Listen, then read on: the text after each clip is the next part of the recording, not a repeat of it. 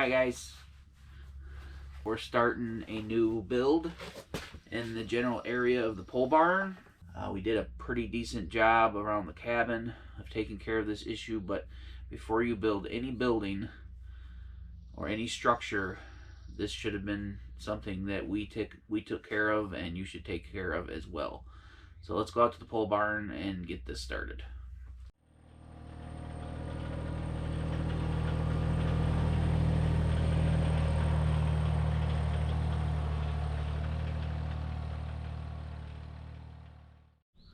All right, ready to go. So here's our dilemma, and this is something that everybody should take care of if they're ever planning to build anything. We dropped the ball here.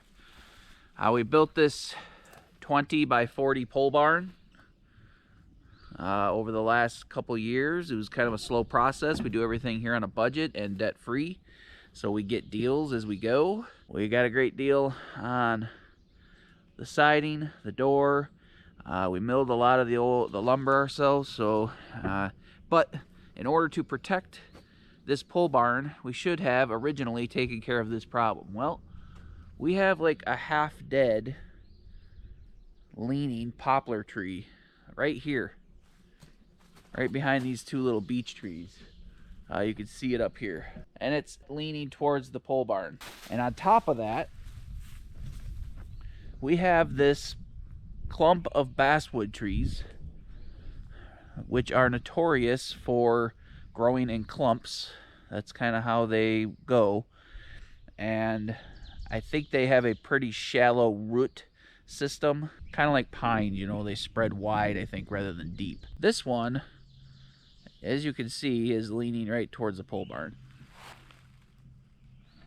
I just don't want to worry about this falling on our little building. So don't make the same mistake as I did and forget or neglect to look around your building 50 feet at least, or 50 yards around, and see if there's any trees that are leaning towards your building.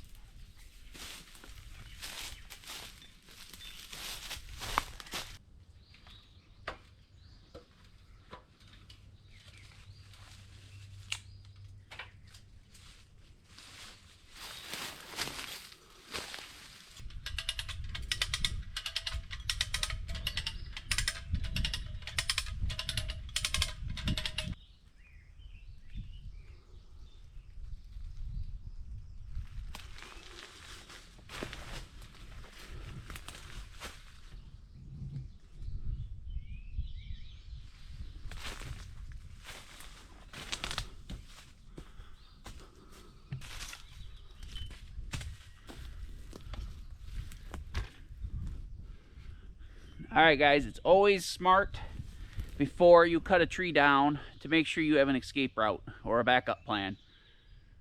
Here we're surrounded by a few little trees, but there's no piles of lumber or dead trees around. There's a few of these little guys. I'm going to cut a couple of these out, but I want to have a run for your life backup plan just for my safety. So don't cut a tree down when your feet are wedged into a bunch of deadfall or branches and then you can't get out of the way. I am not a professional, but I've cut down probably a couple thousand trees in my life, not including the little dinkers like this. But yeah, I've cut down a lot of trees. Knock on wood, I've had pretty good luck with no injuries and what I need them to do. So we're going to take out our wedge. We always want to take out a good sized wedge. I'm not sure exactly how much you're supposed to take out. I always take about 50%. I think if you want a strong lean, some people say 2/3. But because this is leaning towards the pole barn, I don't want a gust of wind or for the lean to snap the opposite direction of our wedge. So I'm going to do a 50% wedge. right here, facing right towards the come along, it's smart to put a pulley down where I put my come along and pulley or pivot the come along to a different location. That way you're not pulling the trees straight towards you where you're doing the come along. Well, like I said, I feel like I have some control over this situation and this tree, so I'm not going to worry so much about that. Let's get rolling. Also, when you're cutting down any tree, but especially trees with a lot of dead branches on them, make sure you wear a helmet. Ear protection is important too. Face protection is important as well. But when you're cutting a dead tree down, you a lot of times have branches fall off that tree or ricochet while they're falling. And last thing you need is a branch, you know, hitting you in the head.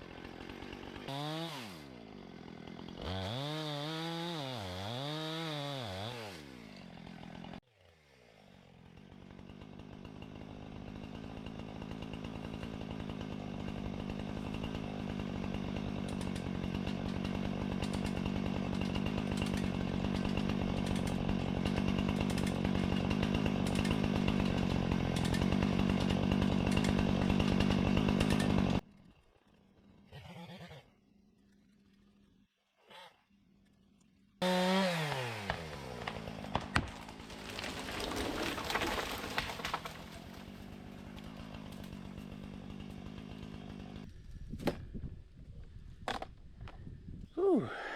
All right, guys, success. Cut that wedge, and I actually kept cutting in past the wedge. Gave it a couple cranks. I had the tree leaning really hard before it popped, so, and then I had to, you know, back cut it as well. But yeah, success. So the tree fell like 45 degrees from the pole barn over to the anchoring point at the come along. So perfect. I'm gonna buck it up a little bit here, and we'll start working on that next tree. All right.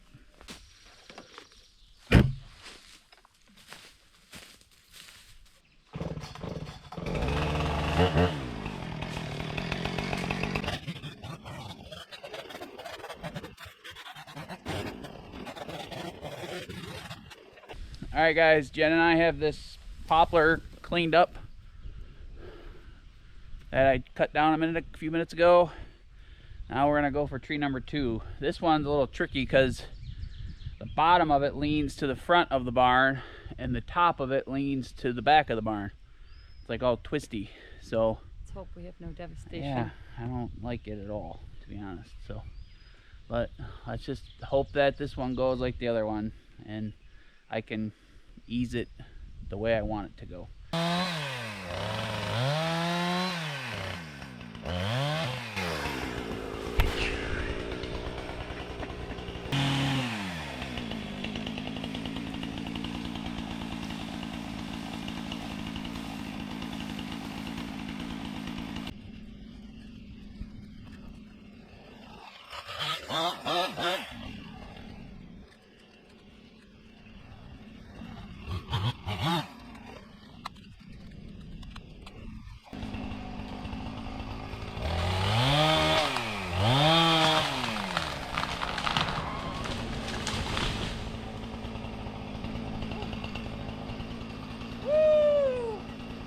Alright guys, we're kind of bouncing around, doing a few different things here and there, so I don't know how these videos will go, but we have the tractor for a couple days and I want to try to hit a little bit of everything and try some things out and go from there.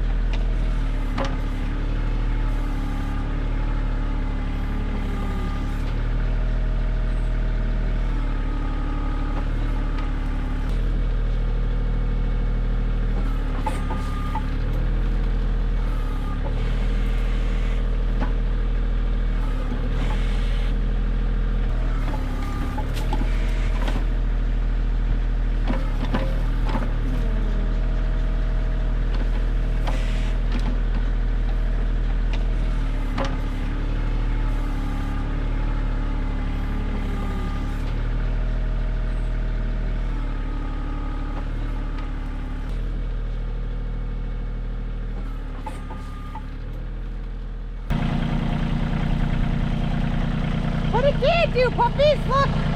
There. What is that, Timber? I ain't stupid. I ain't go. What is that, huh? That's pretty deep down there. Puppy would not be happy if it fell down there. I wouldn't be happy if it fell down there.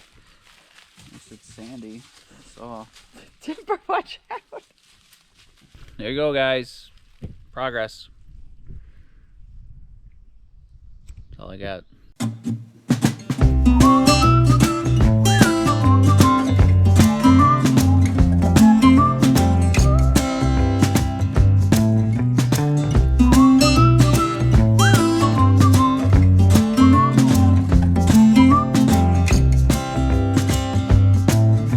I wonder how this night will be. The apple does not fall far from the tree. She said I almost died a week ago. I lost my will, I thought I'd let you know.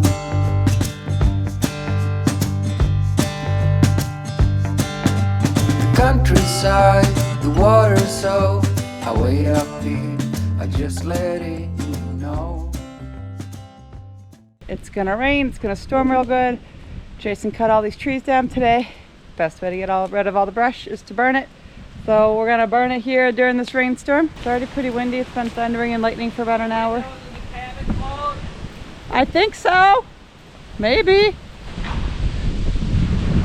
But yeah, it's about to get kind of crazy here.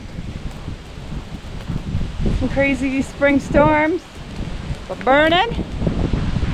And yeah, so join us while we burn a little. It's not the most exciting thing in the world, but it's part of our progress. And the rainstorm, so we'll see what happens with the rain here. It's very windy all of a sudden. I'm gonna go take my bird stuff down too, so I'm gonna leave y'all here for a second.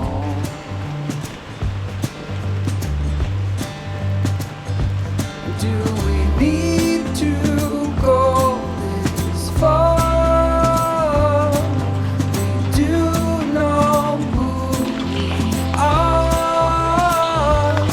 Can we make this even better? Somewhere close about. Ooh, let's find out.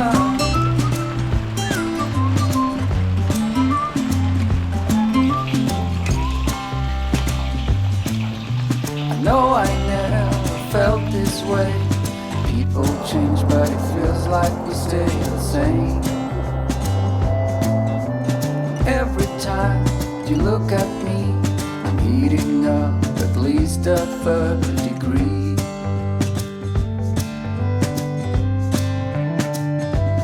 Do we need to go this far? We do know who we are. Can we make this even better? Somewhere close about. All right, guys. Majority of the last 2 to 3 days, I had available to me my neighbor's tractor. So we've gotten a lot done here the last couple days with it. We didn't film a million hours of me riding the tractor around, but a couple things we got done is we leveled a spot for the new building that we're going to put by the pole barn. I created some terraces and added some soil over where I want to expand the garden down the hillside. And another thing we did was right here.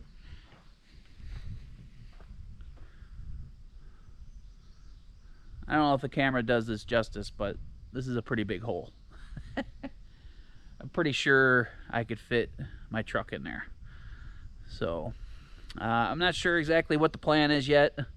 I have some things going on in my head, and I'm excited to try some stuff out and do a little research and you know, try to figure out what I want to do here. What I'm hoping to do here is build us a root cellar slash safe place to go in case we get some bad weather. We're up here pretty vulnerable on top of the hill. We've had some pretty sketchy weather come through, some tornado warnings in the area. I would like somewhere to go that's a little more safe than out here on top of the hill in the cabin. Because the cabin is built well, we're happy with it. I think it'll take care of us for a very long time, but we want somewhere safe to go if we have to on short notice. And right here by the cabin is where we're going to take care of that problem. So do me a favor, I'm going to do some research in the next week or two to figure out exactly what our plan is with here. I have zero experience with root cellars.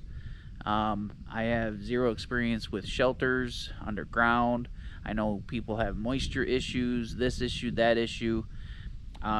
If you have any experience yourself or know of a channel or some videos, you guys could point us in the right direction so I could do a little research the next week or two before I jump on this project. I don't really want to wing this because this is underground and we need it to be safe. I don't want it to become more than just a root cellar or a safe place to go. I don't want to get pinned in here. I don't want this to become my gravesite, so, or Jen's. So the only thing I just thought of today was I would love to get maybe a big culvert. I've seen a channel by the name of Gridlessness. They built a root cellar in the side of a hill. I believe they used a large chunk of culvert pipe. I think that would be more my style. For a hole like this. That way I don't have to pour a ton of concrete next to it. I don't have to build stable walls. The culvert pipe is built to hold in the weight. And it would be a pretty speedy process, I think. So just dig out a little more of the hole, drop her in there, backfill it. So let me know what you think of that. Point me in the direction in the comments. Send us some ideas in the comments or videos to watch. That would be very helpful. I'd appreciate that. And one thing I learned from getting all this work done in the last 2 days, and I wish I had picked up on this earlier / had the resources to do it, but Jen and I are going to invest in a tractor. I've him and hawed and gone back and forth over the last few years. Every year I keep thinking that we're gonna just do one more little thing or one more project, so we don't really need a tractor. But the more I think about it, I want to get stuff done. That's in part why things move at a slower pace here. I'm one person. I do have the big Massey Ferguson down at camp, but that thing's like driving that's like driving a Model A or a Model T Ford from 100 years ago. It doesn't steer well, it's not maneuverable. It's got power, but with that lifter, but or loader, but yeah, I can't do anything. It takes me hours and hours to get a couple logs over to the sawmill. So we want to get stuff done, and I think a tractor is something we're going to invest in this summer. So let me know what you think about that as well. Suggestions, pointers. I need your help, and I appreciate it all when you guys do give us your help and your input. So look for some future videos of us doing something with this giant freaking hole. So thanks guys for hanging out with us. We appreciate you. I hope you enjoy what we had going on in the last few videos. We've been trying to work hard and prep and get things going so we can get building for you. All right. Best wishes. We'll see you in the next video.